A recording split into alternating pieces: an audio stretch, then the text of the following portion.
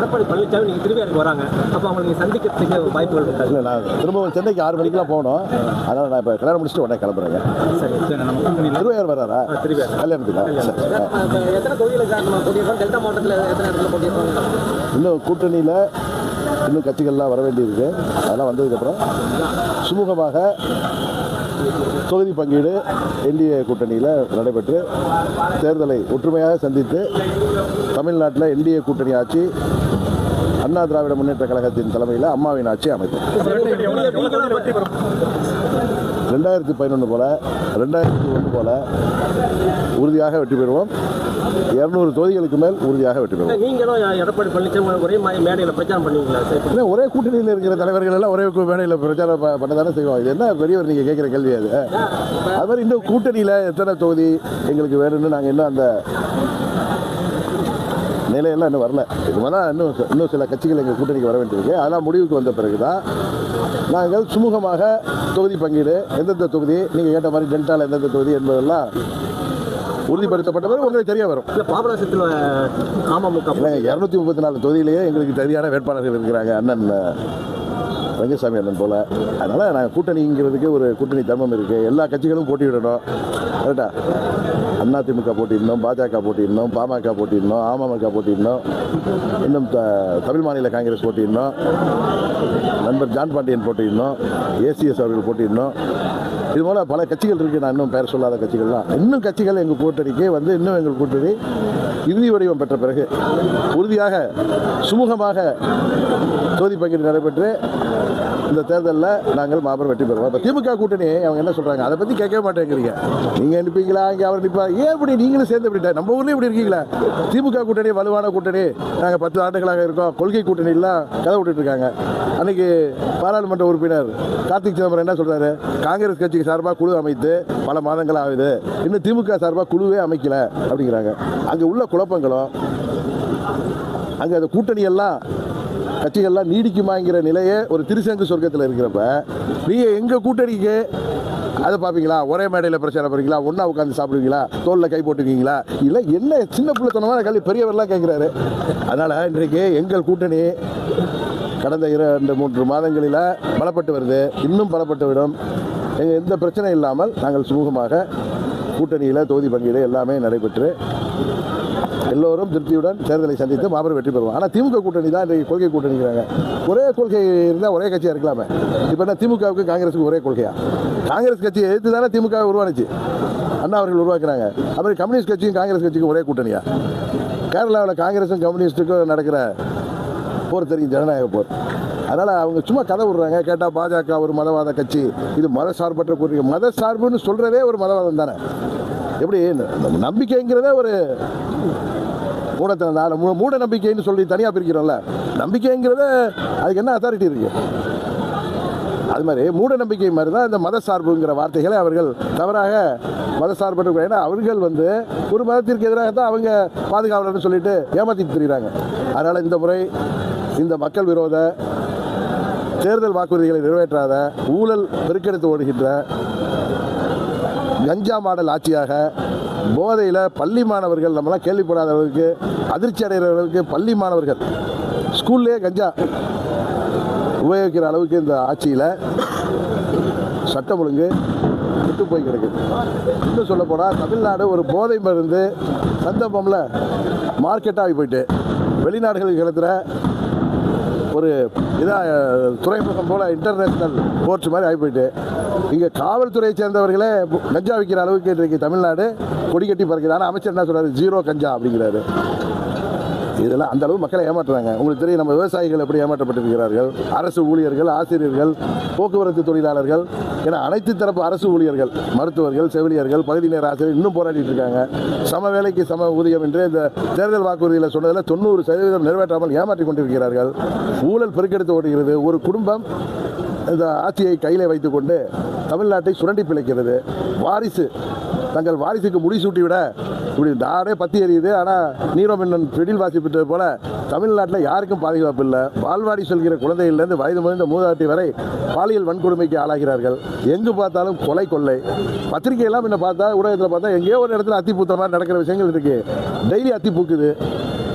என்ன நான் சொல்கிறது எதுவும் மறுத்தா நீங்கள் சொல்லுங்கள், இதில் மாற்று கருத்து உள்ளவர்கள் இருந்தால் ஊடகத்தில் இருந்தாலும் சொல்லுங்கள். அதை விட்டுட்டு எங்கள் கூட்டணி பலப்பட வேண்டும், அதனால் எனது உறவினர்களாக இருப்பவர்கள், அரசியலில் இருப்பவர்கள், எனது நண்பராக இருப்பவர்கள் அம்மாவின் ஆட்சி வருவதற்கு ஒத்துழைப்பு கொடுக்க வேண்டும் என்று சொன்னால் தினகரன் அன்றைக்கு வரைக்கும் அவர்கள் முடிவெடுத்துக் கொள்வார்னு சொன்னாங்க. இன்றைக்கு மாற்றி பேசிய நாங்கள் நம்ம வீட்டு கல்யாணத்துக்கோ இல்லை ஒரு பொது நிகழ்ச்சிக்கோ அழைப்பு கொடுப்பது என்பது நட்பு ரீதியாகவும் உறவு ரீதியாக தான். அது வரலைன்னா நம்ம அதை நம்ம பொறுப்பு இல்லை. அவர்கள் தனித்து விட போகிறார்கள். யாரோ ஒரு சில தனிநபர்களின் ஆசாபாசங்களுக்கு அரசியல் நடத்த முடியாது. இது ஒரு கட்சி. அப்புறம் அம்மா மக்கள் முன்னேற்ற கழகம் என்பது 9 ஆண்டுகளாக தமிழ்நாடு முழுவதும் கிளைகள் அமைப்பு, மற்ற 75 வருட கட்சி, 50 வருட கட்சிக்கு இணையாக கிளை அமைப்புகளை உள்ள கட்சி. செல்வாக்கு பல மாவட்டங்களில் எங்களுக்கு அதிகமாகவும் பல மாவட்டங்கள் மிதமாகவும் இருக்கிறது. ஆனால் கட்டமைப்பு 234 தொகுதி உள்ள கட்சி. போன தேர்தலில் பாராளுமன்றத்தில் கட்சி ஆரம்பித்த ஒரு வருட குழந்தையாக இருக்கிறப்ப தமிழ்நாடு முழுவதும் 39 தொகுதி பாண்டிச்சேரியில் நாங்கள் வேட்பாளர் நிறுத்தி கணிசமான வாக்கு சங்கத்தை பெற்றோம். 3வது கட்சியாக உருவெடுத்தோம். சட்டமன்ற பொதுத் தேர்தலில் நாங்கள் தனித்து நின்றோம். நாங்கள் தனித்து நின்றதால் அது திமுகவிற்கு வாய்ப்பாக போய்விட்டது. இந்த முறை அந்த வாய்ப்பு, இந்த விடியாமூஞ்சி ஆட்சி, விடியல் என்ற பெயரில் தமிழ்நாட்டில் இருக்கிற இருள் ஆட்சி, மக்கள் விரோத ஆட்சி, இது போன்று நாம் சுதந்திரம் வாங்கிய பிறகு கேள்விப்படாத அளவிற்கு இங்கே ஊழல்கள் பெருக்கெடுத்து ஓடுது, சட்ட ஒழுங்கு சந்திச்சிருக்குது. மக்களை எல்லாம் விலக்கி கொடுத்து வாங்கிவிடலாம் என்று ஊழல் பிணத்தில் தின்று கொடுத்தவர்கள், மக்களின் வரிப்பணத்தை ருசித்தவர்கள் இன்றைக்கு மக்களை 1000க்கும் 2000க்கும் வாங்கிவிடலாம் என்று கங்கணம் கட்டி கொண்டு திரிகிறார்கள். இன்னும் சில பேர் வேட்பாளர்களை தேடி அலைகிற நிலை தான் இருக்குது. இன்னும் சில பேர் திடீர் கட்சிக்கு எப்படி திடீர் சாம்பார், திடீர் இட்லி மாதிரி திடீரென்று நாங்கள் வேட்பாளர்களை போய் தேடுகிறார்கள். ஆதரவாளர் என்ற மற்ற கட்சியில் நம்ம கேள்விப்பட்டிருக்கோம். மற்ற கட்சி நிர்வாகியை நான் கட்சிக்கு சேர்த்து வேட்பாளர்களுக்கே மற்ற கட்சிக்கு ஆள் விடுவார்கள். 5 கோடி தருகிறோம், 10 கோடி தருகிறோம், உங்களுக்கு தேர்தல் செலவுக்கு 10 கோடி தருகிறோம் என்று சொல்லி பாவம் ஏமாற்றி இன்றைக்கு தேசிய ஜனநாயக கூட்டணியை மிரட்ட பார்க்கிறார்கள் பலர். இவர்களுடைய முகத்திரையெல்லாம் கிழிந்துவிடும். நட்பு ரீதியாகவும் உறவு ரீதியாகவும் நாங்கள் கொடுக்கிற தனிப்பட்ட அழைப்பை, தனிப்பட்ட நட்பு, தனிப்பட்ட உறவு என்பது வேறு. கட்சி என்று வரும்பொழுது உறவு நட்புக்கெல்லாம் அது இடமில்லை. ஏன்னா லட்சம் தொண்டர்கள் நம்மை நம்பியிருப்பவர்கள். எனக்காக பதவியெல்லாம் தூக்கி எறிந்துவிட்டு, நீங்கள் கூட கேட்டீங்க, அந்த ரங்கசாமி போன்றவர்கள், இதுபோல் பல பேர் மாவட்டங்களில் மாவட்ட செயலாளராக, ஒன்றிய செயலாளராக, ஒன்றிய நிர்வாகிகளாக, பல 23 அணி நிர்வாகிகளாக, கிளைக்கழகம் வரை நிர்வாக அமைப்போடு செயல்படுவார்கள். எல்லோருக்கும் போட்டியிட வேண்டும் என்கிற ஆசை இருக்கும். எந்த கட்சிக்குமே 234 தேதியிலையும் போட்டியிடுகின்ற வாய்ப்பு இருக்காது. அதுபோல் எல்லாம் நல்ல அறிவு முதிர்ந்தவர்கள், அனுபவம் மிக்கவர்கள், அதை புரிந்து கொள்வார்கள். நடிகர் விஜய், அதனால நான் எதுக்கு எல்லாம் சொல்கிறேன்னா, நிறையா டிபேட்லாம் நடத்துறீங்க, என்ன அனுபவம் நடத்துறீங்க, வாக்கு வங்கியில் பிளவாலாம் கேட்குறீங்க. எந்த பிளவும் கிடையாது. மக்கள் எல்லாரையும் பார்த்து கொண்டிருக்கிறார்கள். குறிப்பாக டெல்டா மற்றும் தென் தமிழக மக்கள் அரசியல் விழிப்புணர்வு மிக்கவர்கள். உங்களுக்கு தெரியும், அவர்கள் யாரோடைய மிரட்டலுக்கோ திடீர் சாம்பார் மாதிரி திடீர் வேட்பாளர்களை எல்லாம் அவர்கள் புறந்தள்ளி விடுவார்கள். தேசிய ஜனநாயக கூட்டணி, அனைத்து இந்திய அண்ணா திராவிட முன்னேற்ற கழக தலைமையில் அமைந்திருக்கிற இந்த கூட்டணி மாபெரும் வெற்றி பெறும். பல கேள்விகளுக்கு நான் பதில் சொல்லிட்டேன். பல ஊடகங்கள் நடந்த டுபாக்கூர் டிபேட்டுகளுக்கு பதில் சொல்லிட்டேன். தினகரன் அப்படி சொல்கிறாரே, ஒரு நட்பு ரீதியாக, ஒரு மரியாதை ரீதியாக, உறவு ரீதியாக வீணா போயிடக்கூடாதுன்னு நான் கூப்பிட்டா அதைக்கே பயப்படுகிறார்கள். இன்னொன்று சொல்கிறேன், என்டிஏல உள்ள அதிமுக அவர்கள் நிலைப்பாட்டில் சரியாக இருக்காங்க, பாஜக நிலைப்பாட்டில் சரியாக இருக்குது, பாமக நிலைப்பாட்டில் சரியாக இருக்குது, தமிழ் மாநில காங்கிரஸ் அவர்கள் நிலைப்பாட்டில் சரியாக இருக்காங்க, அம்மா மக்கள் முன்னேற்ற கழகம் எங்கள் நிலைப்பாட்டில் சரியாக இருக்கும். ஏதோ நண்பா பழகியவர்கள், உறவினர்கள் என்ற முறையில் அவர்கள் ஊரோடு ஒத்து வாழ வேண்டும், நாளைக்கு தனித்து விடப்பட்டு விடக்கூடாது, அவர்களுக்கு பழிச்சொல் வந்து விடக்கூடாது நல்ல எண்ணத்தில் நான் சொல்வதையெல்லாம் யாரோ ஒரு சிலர் வேறு மாதிரியாக நினைத்து கொண்டு திடீர் சாம்பார் போல, திடீர் இட்லி போல, ஜங்க் ஃபுட் மாதிரி இப்போலாம் திடீர் உணவு மாதிரி கேண்டிடேட்டை தேடிக்கொண்டிருக்கிறார்கள். இதெல்லாம் பார்த்தா பரிதாபமாக இருக்கிறது. உண்மையில் அப்படி தான் சொல்ல முடியும். சரிதானே? நம்ம உள்ளது நான் சொல்கிறேன், நீங்கள் புரிஞ்சுக்கிங்க. நீங்கள் தான் சொல்லணும். ஏன்னா அவருடைய அறிவிப்புகள்லாம் சாமானிய மக்களுக்கு, ஏழை எளிய மக்களுக்கான அறிவிப்புகளுக்காக 10 அறிவிப்புகள் கொடுத்துருக்காரு. அதை இப்போ திமுக தேர்தல் வாக்குறுதி மாதிரி மக்களை ஏமாற்றுகிற வாக்குறுதி கிடையாது.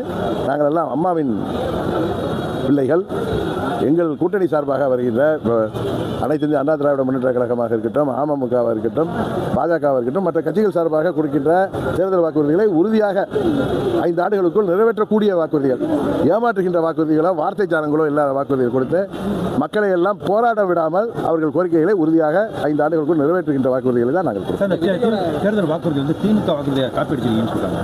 திமுக தான் எந்த வாக்குறுதியும் இப்போ டுபாக்கூர் வாக்குறுதி நிறைவேற்ற முடியாத வாக்குறுதி தானே சொல்றாங்க. நாங்கள் சொல்றது நிறைவேற்ற வாக்குறுதி.